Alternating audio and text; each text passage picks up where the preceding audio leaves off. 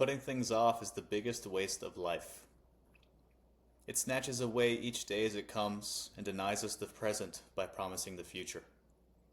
The greatest obstacle to living is expectancy, which hangs upon tomorrow and loses today.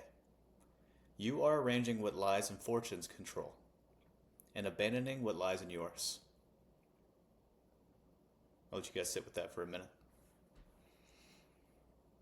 What Marcus Aurelius is saying in that is, so often we are essentially looking to tomorrow, and what that does is it really disempowers us, and it does not help us create progress. It's almost like paralysis by analysis, if you will.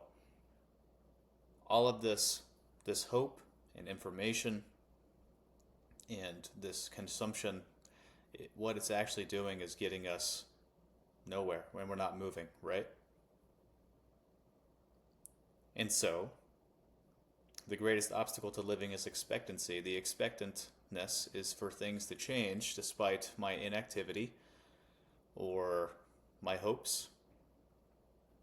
And just like the Greeks talked about with the chaos of the cosmos, we are hoping to control what cannot be, and we have lost sight in the relationship of what we can, which is ourselves, and we can't control the physical sense. However, if you want to go back, listen to that quote, feel free. That's by Marcus Aurelius. But this is the Buried in the Bones podcast. This is number 5. And it's getting right back on track with what we talked about last week, move or expire. And there's so much to this, as you can already tell. I took a lot of time writing this one.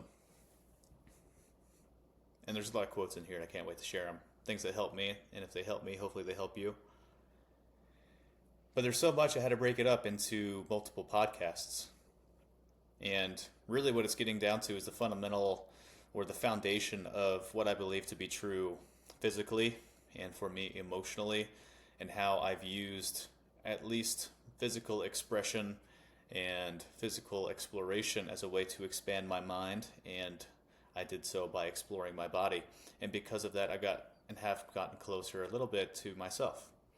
And so I took something that was originally foreign, and it's less foreign now. And so back to the paralysis by analysis, I think that is currently an issue at the forefront of our decision making, more so lack thereof. And we have a consumption issue.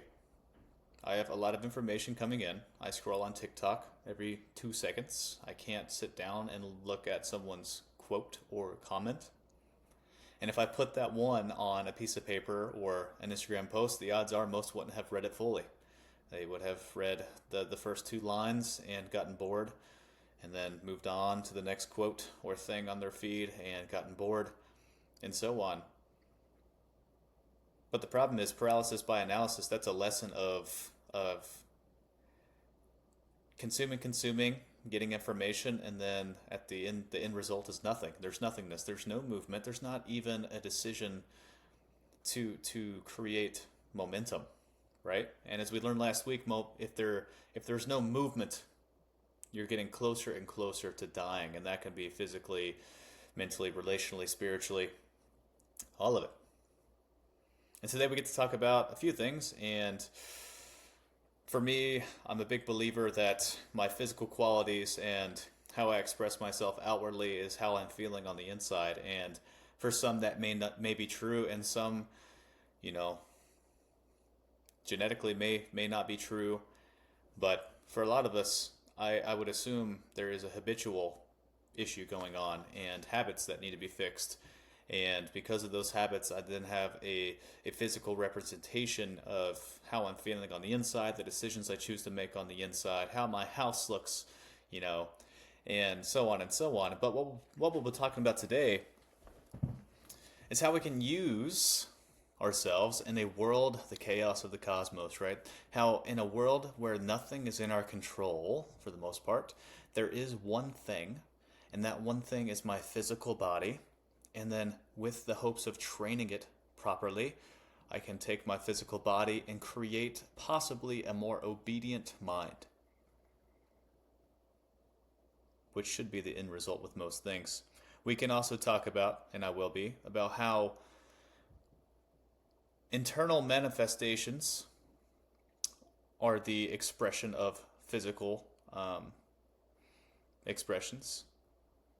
So how I'm feeling on the inside, so certain feats, how certain attributes that people associate with the physical nature actually are internally driven. And how physical expressions are not just the quality of my physical nature, but how it is the quality or the expression of who I am, being my character. So who I choose to be, how I choose to use myself properly, how I go about my day with certain tasks. Do I do it with intent, intensity, love, etc.? My physical expression turns out to be my character in some cases. Nothing is more hostile to a firm grasp on knowledge than self-deception. That's by Zeno. And if you don't know, Zeno was a Greek philosopher, and you'll notice that a lot of these folks were philosophers and big thinkers, and that is people who I admire and read about. But it kind of got me thinking. I read that quote not too long ago, and the context of it is probably not the same. I think he's talking more so in he studied math a lot and was kind of in a school of thought and thinking. But it reminded me of how people first start a journey. Self-deception is hostile. And people on a new journey have a really hard time getting started because there's either fear or you're smart enough, your knowledge is equipped enough to tell yourself and kind of backwardly justify inaction.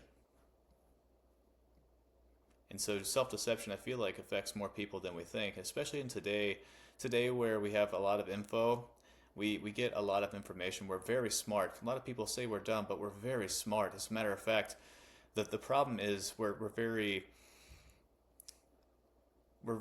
smart statistically and broad knowledge base generally, but the emotional knowledge, the emotional awareness is not there, and that is an issue. And so most big, first times or new journeys can kind of go to a few checked boxes. And so if I'm going to begin a new journey, and in particular a healthy one, the first box is, where am I in life? And there you go. Most people, unfortunately, the self-deception thing will not allow you to get there. There's self-deception and ego, and you can take the ego and probably expand this on a greater length, if you will. And somewhere within that you have ego, which is a more healthy approach to how you utilize it, and then you have like a negative aspect of ego, and that is where you're a bit more self-deceptive and you're a bit more negative, and there's not a lot of room for growth for you, right? You've created an echo chamber of your mind where things can't get out. They just go in this little funnel that you've created via mindset. So that's the first box. Unfortunately, it's the hardest one. But if you get to the second one, it's, are you willing to have hard conversations? If you pass the first box, the odds are yes, you are willing to have hard conversations. However, when you're beginning a new journey, those hard conversations don't stop. They should be a continual thing, just as anybody in life, especially me. When I'm doing these podcasts, for example, am I saying what I'm saying that I believe to be true, or am I saying what I think is right, or what I've heard to be right? Are these my thoughts? Am I just regurgitating what people say, or am I taking my practical knowledge of what I know very well and then expressing things that I have learned based on my own life and delivering information that I believe to be useful? I think that's what a teacher does, and I hope that I'm not a charlatan. And that's honest. The third box is, are you able to withstand the constant barrage of negativity that unfortunately keeps getting barraged on by you? So fitness, for example, I'll tell you this, the more fit I get, the less I like doing it. You know, when I am in certain exercises or movements or workouts, it gets really hard. And I love it afterwards, but there's a lot of hard conversations going on, and there's a lot of moments I want to quit. Like quit, like stop doing it. It's not fun.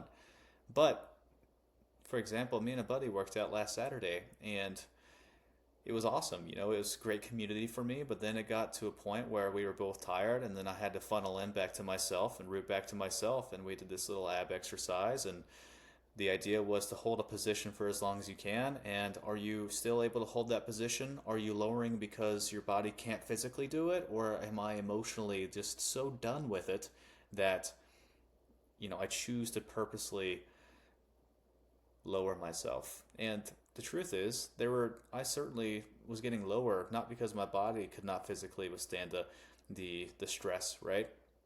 But because it got so uncomfortable that at some point I gave myself an out, and my brain didn't want to do it anymore.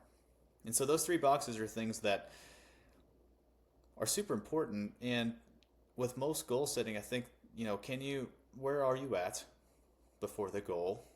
Okay. Are you self-deceptive? 2, are you willing to have hard conversations? If you check box 1, probably. And 3, are you willing to go through that constant barrage of yourself?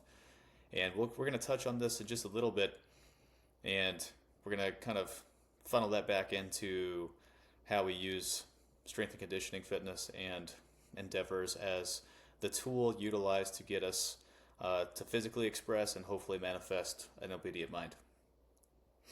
But really, when you think about people who are self-deceptive, you've probably heard them before. It's the people who are, oh, I don't have to do this. Why would I do that? I've not done it up to this point. Or, oh, why would I do that? We're going to die anyways, right? You've heard those people. We have them in our lives, and a matter of fact, you could be one, right? It's kind of scary. I mean, there are a lot of people out there that feel that way, and unfortunately, they try to recruit people into their ways of thought. So instead of entertaining this person who could be on a positive trajectory, that person will then go tell their friend, and then that friend will imply their bias and convince them otherwise. But what that is back to that echo chamber, is in order to create any form of change, there's a few things that have to happen. And I'm going to get a little personal here. But what has to happen is, within that echo chamber, there needs to be a breach in the barrier. And that breach, more often than not, comes from when there is an emotionally heightened time in their lives. Something takes you from 0, and it has a very intense rise in my emotional availability or my emotional stimulation. And for me, growing up, that was probably, I had a few things, man. Like, I think I spoke about it, but, my father, the way my father passed away, I think was the most hard thing. One, I felt the responsibility of having had been there instead of, going to a party myself, right? At 15 years old, I chose to do that, and then he chose to do it as well. And then what happened is, the way he had passed at that time is where he jumped into a pool off a gazebo, I believe, and then he missed. He missed the pool and, hit the ground instead of the pool. And so the problem with that is, well, that was hard. 2, at that time, there was such an emotional heightenedness that I started creating almost bad habits. And it is part of the grieving phase, I'm sure, and some of you guys might be in this phase. And so let me tell you where I was at, and then hopefully you guys can maybe find yourselves in that as well. I started feeling sorry for myself, which makes sense, that's fine. I'm not mad at myself for it by any means. But then what happened is I started kind of fishing for it. I started talking about it more than I needed to. And then a couple years later, I found out that his father had passed away, my grandfather.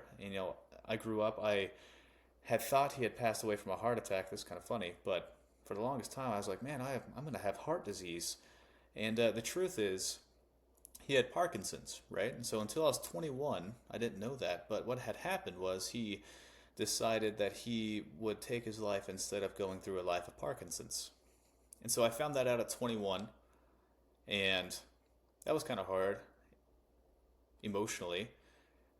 But the truth is that at some point I had convinced myself that when I talk about it, it's okay for people to, funnel in their reassurance and love for me, and I'd so damn appreciate it. But there is that self-deceptiveness that I for sure had at one point where I would fish for it. And in order to break that barrier, I had a hard conversation. Someone had called me out on it, and I was like, man, you're freaking right. And that was my breach. I had this echo chamber of what I thought was right, and then I got this habitual action of what I thought was okay. And what was required was a hard conversation that was actually implemented by someone else who loved me and cared about me. And that unfortunately is one of the ways, and I'm super thankful for it, because what I get to do now is express myself and my experience as a way to encourage people that my journey is not yours and your journey is not mine, nor is it the same as the other person's, but the tool we can use is the same. And however, it's the same tool, but each application in each person's unique, right? Our physical nature. Marcus Aurelius said, the things you think about determine the quality of your mind, and your soul will take on the color of your thoughts. And at that time, I'd say, thoughts were gray, right? And what I would do is I instead of allowing the color to infiltrate my mind, I would solely focus on attention that I would want in that particular time, and then I would fish for it, and it would just facilitate a negative / positive feedback loop of things that I felt like I needed: reassurance, validation, attention, and then it became a bad habit. The problem with that is that's a scary, scary, scary trajectory towards what we call complacency. And without quality people in your life, and without talking and sitting down with yourself and asking the hard questions, you could find yourself in what we call complacency. And complacency by nature means you're not moving. And what do we know by now is that complacency is death. Complacency mentally and spiritually is sedentary physically. And if you're not moving, you're dying. Let me say that again. Complacency mentally and spiritually is what sedentary is physically. And if you're not moving, you're dying.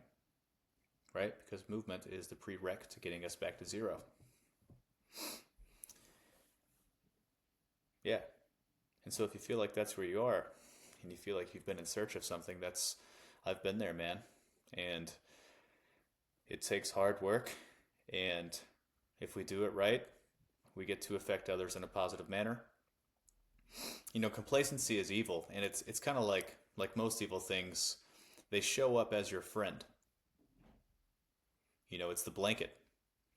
It's the blanket I throw over myself to hide myself from the outside world. Something evil or something scary walks in my house, I throw a blanket over myself. It's the bad friends, right? I throw a blanket of bad friends all over me. They surround me. It's the nutrition I'm having. It's the things I'm watching on TV and the things I'm reading. It's the politics I continue to identify in. It's the habits, man. It's what I'm consuming. And I wrote about it this week, and if you saw it, I think we talked about it probably, but overconsumption in these things are consuming you. And complacency is evil, man, and it'll always show up as your friend. It'll always reassure you that what you're doing is okay. It'll always make you believe that the inaction is okay, and it's just a blanket of bullshit, is what it is. And everything today makes us want to do nothing. And its goal is to have us do nothing so we can sit on the TV screens and look at the marketing, because that's what they have to have you do. Because if you're moving, right, if you're moving, then you don't see the marketing. And they're doing a damn good job. If you watched last week, that's 129 days of nothingness, of watching screens, TV, phone, tablet, computer. We're losing. So how do we fix it? Well, I think it's the hard questions we spoke about, and it's first: are you self-deceptive? Are you in that position? Let's look back and take a moment. And if you got to pause, I want you to go journal it down. What are you lying to yourself about?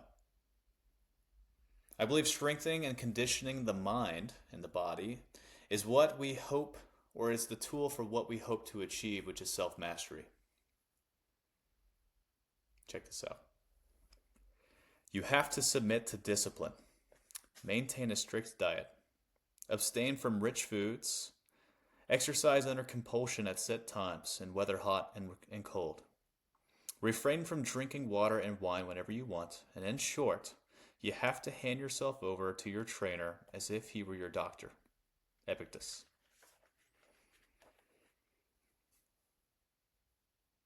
So if these guys from thousands of years ago, hundreds of years ago, understood the importance of using you as a tool to get back to you, right?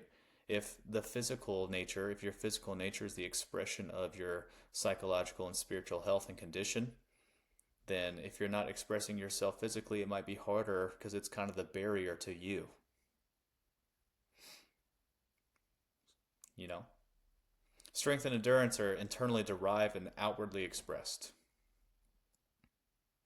It's kind of like the physical qualities I was talking about. Physical expressions or attributes are derived internally and then expressed outwardly. Strength and endurance especially are two of those. It's kind of like and strength kind of has a mindset or belief behind it about these arbitrary results. It's the guy who can squat 500 pounds. It's the guy who can do I think I just saw this, a 230 something pound Turkish get up. That's arbitrarily, that's a misconception.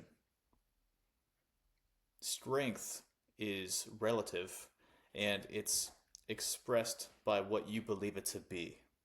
So, for example, that 500-pound squat guy cannot go sprint. He's not a strong sprinter. The Turkish get-up man may not be a strong squatter.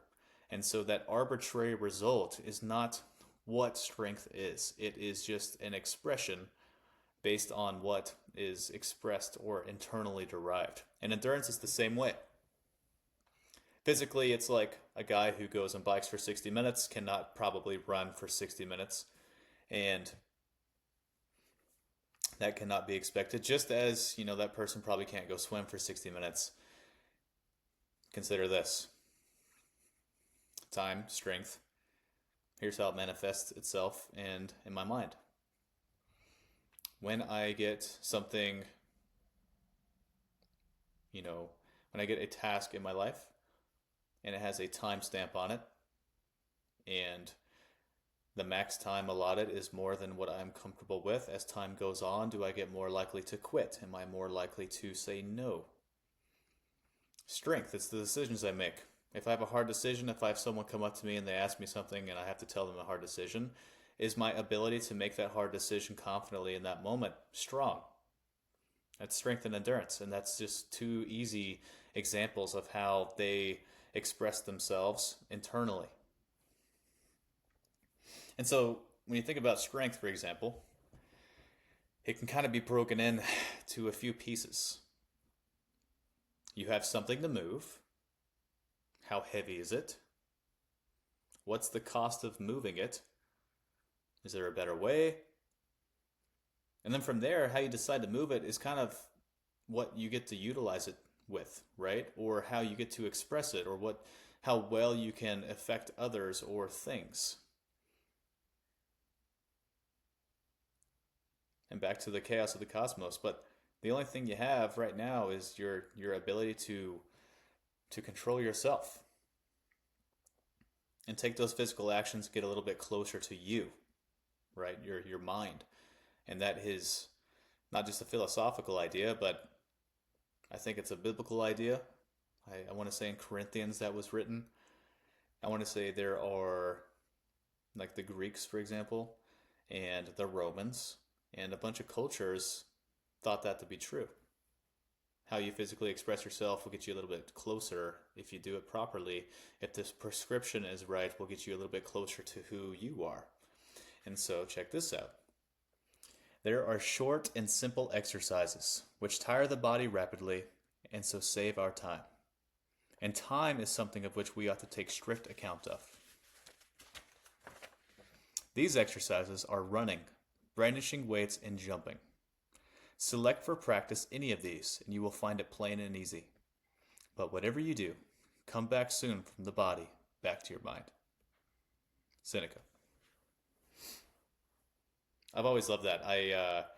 I've known that quote for a little bit, obviously not word for word, but the idea is what I'm trying to tell you today is that these exercises and things we do are, it's more about the training. It's less about task completion and more about tools to use as ways to not just express strength outwardly, but internalize strength into your soul and feed it what it needs and create many dialogues within training sessions where you get to decide if you're going to quit or not, or if you're going to cheat or not, or if you're going to absolutely skip something. And so back to that breakdown of strength. If, strength or physical expressions are just, the outward expressions of what's happening internally, when we break down strength, that's who you are in your life. You need to move yourself. How heavy are your burdens? What's the cost of not moving, for example? And then from there,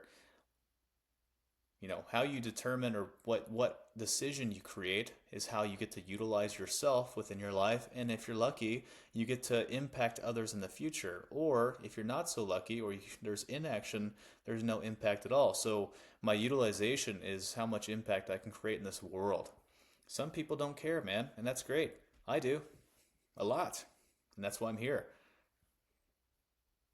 I'm hoping that this is my form of strength. It's things that I have learned in my life. I've internalized them. I've battled them. I've gone over my many dialogues, and I will continue to be a student of myself. And I'll do that by rigorously training, and then making that someone who I am. I choose to be that person. So the strength problem is you. How are you going to move? Are you going to move? How heavy are your burdens? Do you need assistance? Etc. When I think about newcomers to fitness and strength conditioning, I kind of relate it to me going to Spanish class or French class. You walk into a door and then the teacher's telling you where to sit, but in a different language, and you're like, what? Oh, over here? Pointing. Oh, okay. And it goes and sits in the wrong place. That is strength and conditioning. And the irony is, when people come in, they're going into class that is set in stone as a place to get closer to what is most foreign to them, which is themselves. And we've seen it. People have expressed historically, especially recently, music is a huge artistic expression of who people are. Art is a big expression of who people are. Writing is a big expression of who people are. Baking, etc. For some reason, whether it be propaganda or the overconsumption problem, people have forgotten that movement is an expression of themselves.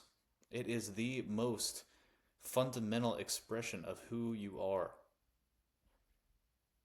And it's beautiful. Some people, it's like, do I think their strength and conditioning principles are super sound? No. But the point of yoga, for example, is to internalize things and then to move freely. And then if you take someone like in yoga and they're very zen like, but if you took someone who's incredibly stressed out and you took someone who's from yoga and then without knowing them had them in a room and then had them do different movements, you can tell who the more stressed out person is. They move like it. They really do. It's pretty amazing, actually. Yeah, think about that. You put two people in a room, one stressed and hasn't, expressed themselves and they just probably sit on their butts, and then someone in yoga who's very zen-like and their stress levels are probably lower because that's kind of the practice they've implemented in their lives. They certainly move differently. They really do. The cool thing about you joining a gym or a community or a fitness facility, yoga, it doesn't really matter. The truth is, everyone in there was touched by the same spiritual kind of push, which is a subconscious decision of saying, I need help and I cannot do it alone. And I think that's incredibly sweet. It's something I don't take for granted. Those people, they come in, they don't realize they all have that in common, and it's super sweet. The other way around it is, when I'm coaching, it makes me a little bit more empathetic when I get people who talk back to me, or people who decide to tell me what they need, right? It's that built-in safety that we talked about, but they are there and they know what they need, not that kind of like front-facing thing they told you need. They know they need help. They wouldn't be there if they didn't know that. And so I will choose empathy and a little bit of patience. And then inevitably, as we create some autonomy via movement, hopefully they can find some ways to self-explore and self-navigate their own bodies and have some strength training involved. And with that, they can get a little bit closer to that issue, which is in themselves. So, I think that's really cool. That's a really sweet message. I'm glad I wrote that. I thought about that the other day.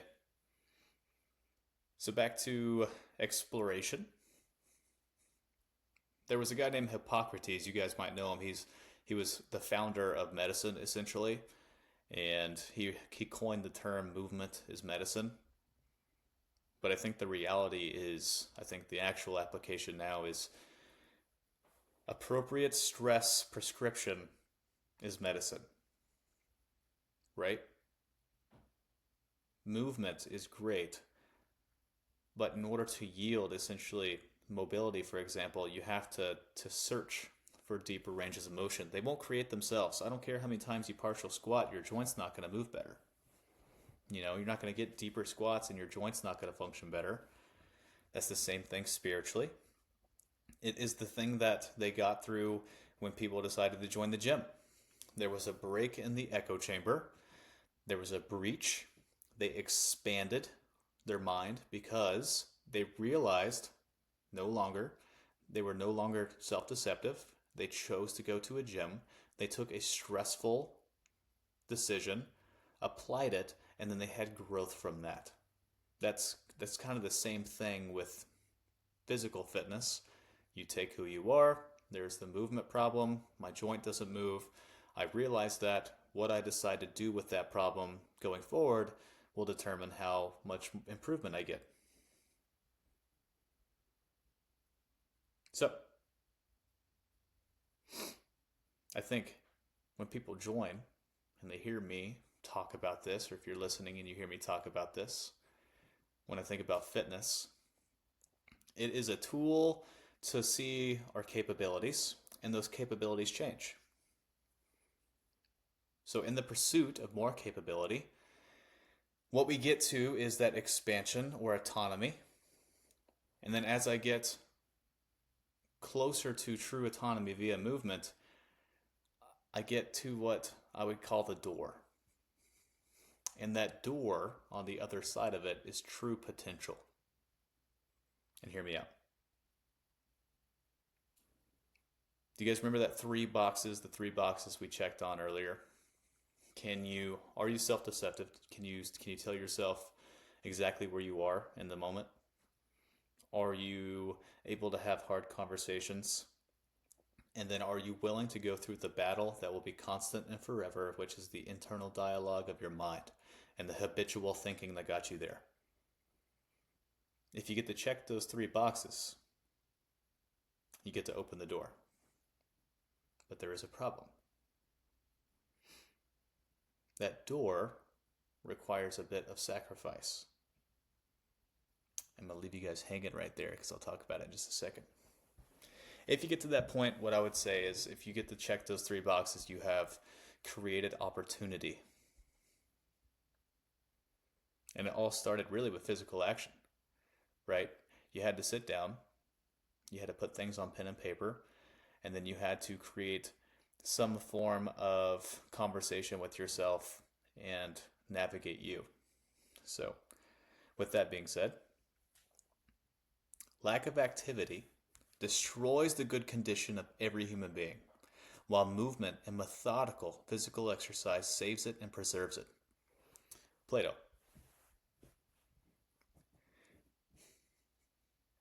Yeah, these guys were on it, man. It's really important that right there we realize he's talking about the condition of the mind. Lack of movement affects the condition of the mind. So when he says condition, he's talking about who you are on the inside, right? So it's important you guys, when you guys read those older guys, the condition, typically that was a little bit more spiritually driven, and they didn't necessarily talk about physical condition because, they just weren't aware of what all that meant yet, right? The science has increased. So that's what that is. But nature and the gym essentially are just tools. And so what he was saying is movement and exercise is really important to get you back to where you are. Hello, you got outside, you have the woods.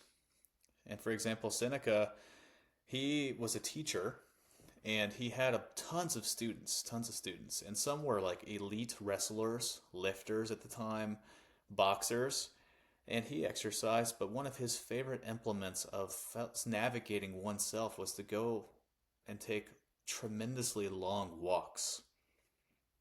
And if you guys talked about or listened last week, man, walking is super beneficial. I believe for every 1,000 steps that you take additional to your day, that is a 12% decreased risk of all-cause mortality. And that's not just talking about the philosophical sense of what it feels like to go outside and see a bird that is supplying food for its family, or you go see a really cool animal outside, or you're taking steps and then you get lost in your thoughts. There's so much value in that alone. And people just don't do it. It's tough. Yeah, it's sad. It's tough. But what happens is when you do these things like physical exercise, or you go boxing, for example, wrestling or weightlifting, or you go for a walk, what the tool does, those things, it puts you in the same room as that internal dialogue, right? It puts you guys in the same space. And then you get to essentially practice those habitual ways of thought. You get to condition your body and condition your mind. Am I going to take 10 more steps? Oh, I don't want to do this anymore. I feel tired today. My knees are a little achy. My hips are a little achy. I'm a little out of breath. I didn't drink enough water, which that could be an issue. But for most cases, it's probably not. But that's all exercise is, man. That is why I want people to get away from task completion, because that's not what things are. That's not what exercise is. It is not task completion. It is training. And how I train and how I choose to go about my training session will dictate the improvement I have as a person, as a human being. I will, break my body down to a point where my mind gets involved, the internal dialogue, and then I will trust in my physical nature as I explore my mental nature.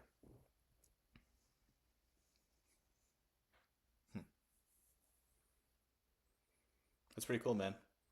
It's cool that we have that tool. And if you listened last week as well, I talked about some of the noxious opioids and just certain things that happen in your body: epinephrine, norepinephrine, serotonin, and just these natural, beautiful, magical things that can, you know, come from within you. And the tool is the just moving. Yeah. And I'll keep saying it. You are the tool. Let me touch on that self deceptive thing again. The lack of movement and complacency is killing you. Consider this. If complacency is evil, which it is, it's also deep rooted in what houses people, which is prisons, right?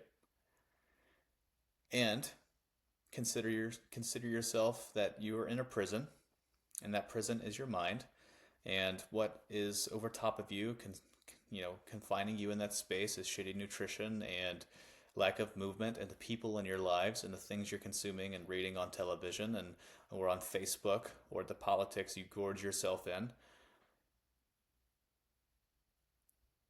And now you have a moment. There are people who will say, I'm not. I love what I'm doing. I'm not in prison. I enjoy the lifestyle I've created, and etc., etc.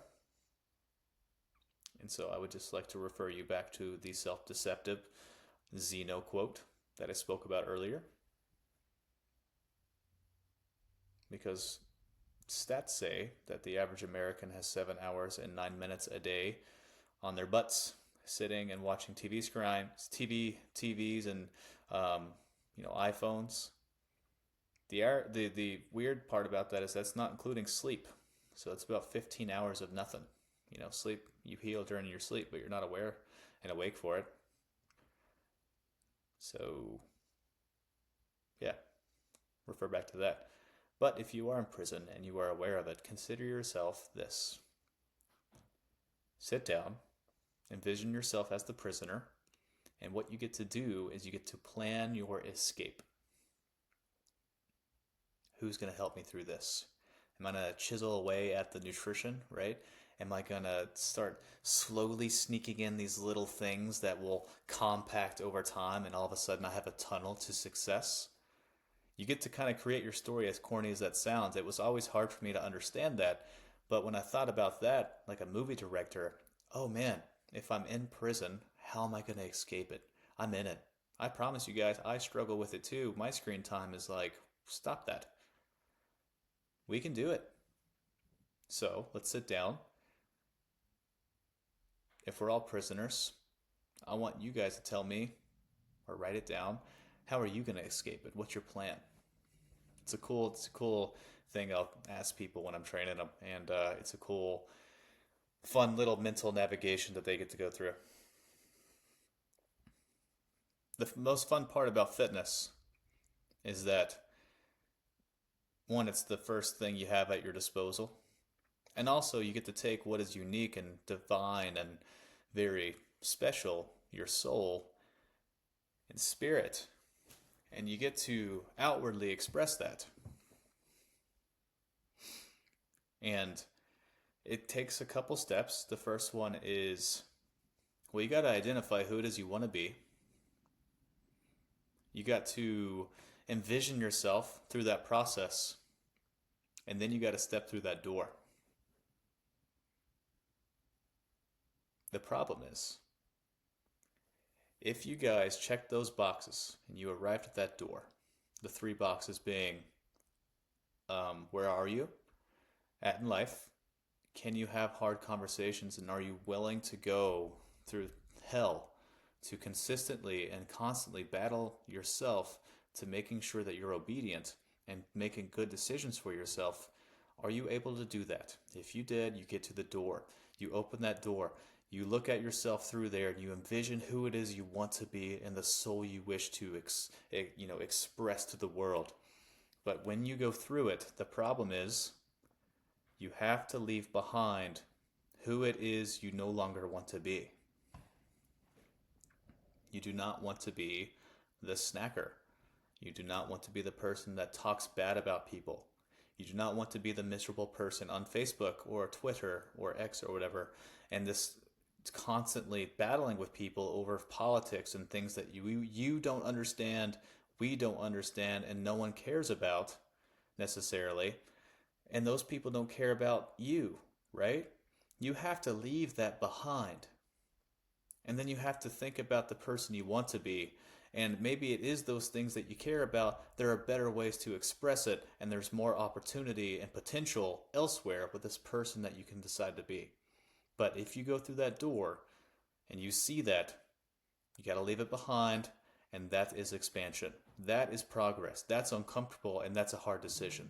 That's the hard conversation we just talked about. Those are what has to happen in order to get through that door. Plain and simple. I thought about that. I talked about it at my wedding. When I shut that door and I closed the door on what was the most beautiful venue ever and the most beautiful moment, it was the peak of what was a story. And that story got me to where I was. But in order to progress as a man, I had to shut that door and eliminate what it is that could hold me back. And it does not freaking matter after that. It's ruthless. And it has to be, because we've been a little bit too kind. Not to say don't love yourself, because that's exactly what you should be doing. And if you do love yourself, that's why you're able to walk through that door. If you don't, you're going to continue to find your enemy in that evil thing we call complacency. Man, that's tough. It's a tough thing to talk about. But if you go through that door, what's your first tool you're going to use? Well, I'm going to start manifesting myself outwardly and start expressing my physical nature as a tool that is helpful to others and myself and creates a healthy mind and body. Because of that, I'm more useful, and because of that, other people positively get affected. And I also get a little bit more in tune with my soul. And so what we get to do through fitness and strength and conditioning and other endeavors going outside of walking it's essentially role playing. Every single time I have these sessions, I'm going to role play a story. I'm going to introduce these stressors to my life and navigate these habitual ways of thinking and these internal dialogues. And I get to choose how I'm going to go about that day. That training session is a short story. How did I get through the reps? Did I put in as much intent as I could? Am I proud of me cheating those reps? Although I knew I could. Did I decide to quit although it got uncomfortable? Am I really trying to take care of myself, or am I just trying to complete a task? If I am training, it's not about what I'm doing and completing. We're trying to train who it is we want to be. So we're not trying to persevere just for the sake of finishing a task. We're trying to persevere and consider that what we're trying to do is solidify who we are. And I do that with every small decision that I make in exercise. I do it with every time I want to quit. I do it with everything that, training-wise, I try to promote as much positivity and ruthlessness and negative habitual thought as I can. So maybe when next time you walk in a gym or something, what's the story you want to tell yourself at the end of it? Did you try? Is that who I want to be? How do these things affect me outside of the gym? Because that's the truth. That's the autonomy. And that's why I'm saying it's the outward expression, the internal manifestations of who I am outwardly express myself. What am I doing at home? Am I giving up really easily? Do very small things stress me out to the point of quitting and inactivity? Do I find myself in paralysis, right? These things matter. They really do. And they add up. Every time I allow myself to go one rep short, every time I quit, I'm losing a piece of myself. I'm losing the confidence in myself of who I can be. People are like, man, that's corny. It's not. It's not. Something that I admire most about people who are at the highest level of special forces or the military is their ruthlessness and discipline.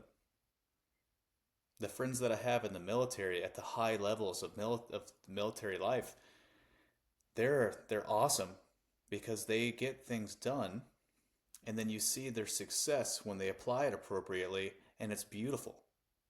And if they apply it appropriately, they also seem to have more time, and that time is used to create a foundation relationally with people. And they're also in great shape, and they do that because they know that if they don't take care of themselves, they cannot take care of what is more important, which is everything else that they love and care for. And if you have kids or people who look up to you, who do you want them to be? So these little decisions matter, and it's hard, man. I used to when I first got into fitness, I it felt hard. I went to my first CrossFit gym. Ironically, I was coaching a CrossFit class for the first time, and I had to take the class. But oh my God, it was hard. It was very hard. And what it really did was actually really compromise who I thought I was and my physical prowess. And it checked me real hard. I was not in as good shape as I thought I was. And there was two things I could do. It's like, one, complain about it and talk shit about CrossFitters and how their movements are stupid and blah blah blah blah blah, or it could be a direct reflection of my internal dialogue of, okay, well, my ego is massive, and also I'm not physiologically healthy and metabolically healthy, that if people are able to do this, especially people way older than me, and they're doing it just fine, that probably means that I need to express myself better, so I need to apply myself better, I need to be more disciplined, and then I need to make sure that I'm healthy. Right? So I developed a stronger and more disciplined routine with strength and conditioning or fitness. And then I started to apply myself via knowledge. And all of a sudden, it's like I was eating better, I was making better decisions. And then also, I just started respecting people more and approaching conversations with the will to listen and like the urge to learn. And that's just how fitness has been for me, man. It's been really hard. And I used to think that everything had to be suffering, and it's not. I think extreme doses are fun, and what everyone's trying to do is get to a point of purpose. And no matter the tool we use to physically express ourselves, that physical expression is quite literally what's going on the inside. Am I strong? Do I have endurance? Can I make decisions, or can I do tasks that take time? More time than what I'm comfortable with? Am I willing to go through this podcast for years without knowing the success it could have? Can I make hard decisions to let go of people that do not compliment me and Cal? Am I strong enough? To stand up straight with your shoulders back is to accept the terrible responsibility of life, with eyes wide open. It means deciding to voluntarily transform the chaos of potential into the realities of habitual order. It means adopting the burden of self-conscious vulnerability and accepting the unconscious paradise of childhood, where finitude and mortality are dimly comprehended. It means willingly understanding the sacrifices necessary to generate a productive and meaningful reality. That's by Jordan Peterson. He's a psychologist professor, I believe, out of Vancouver, also a polarizing figure. Enough so that some people might have heard that and thought, ooh, you're quoting Jordan Peterson? And then I would refer us to what Carl Jung said on how we must be sure to never associate the art with the artist. And so if that was your first reaction, then I would recommend some movement.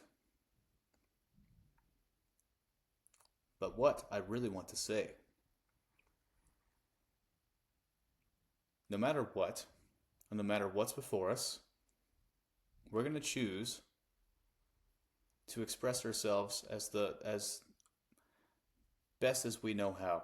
We want to take our internal strength and endurance and express it outwardly. And we'll continue to search as much as possible for the thing we are most desire, the thing we most desire, which is purpose and self mastery.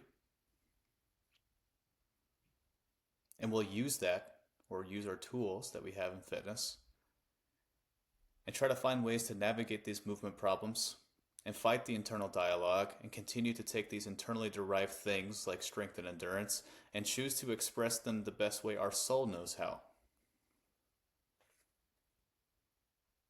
The body should be treated more rigorously so that it may not be disobedient to the mind.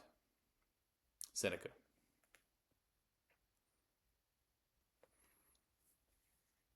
My physical expression is what I hope to be derived from my strength and endurance within my soul. And my will continue to find ways to put myself in positions and train these positions in moments of stress and get through them courageously.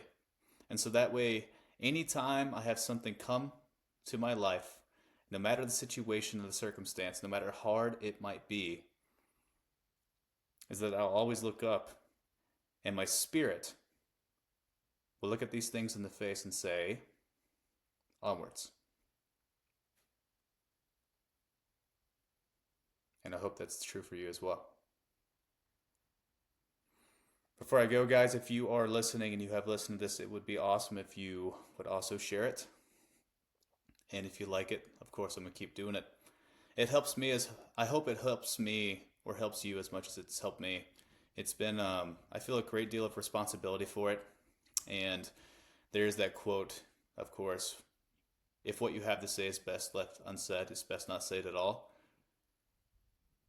And I believe what I'm doing is what I am most gifted in and what I'm called to do, which is take some of these things that have happened in my life and the experiences I've had and the acquired skills that I've developed over my lifetime and give that to people and have impact, big or small. And that's all I care about. And hopefully we can have a bunch of us sitting around, training our asses off, and getting to a point where everyone can sit adversity in the face and say, no matter what it is that life has in store, and no matter what it is I have to face, we will always say onwards. I'm out.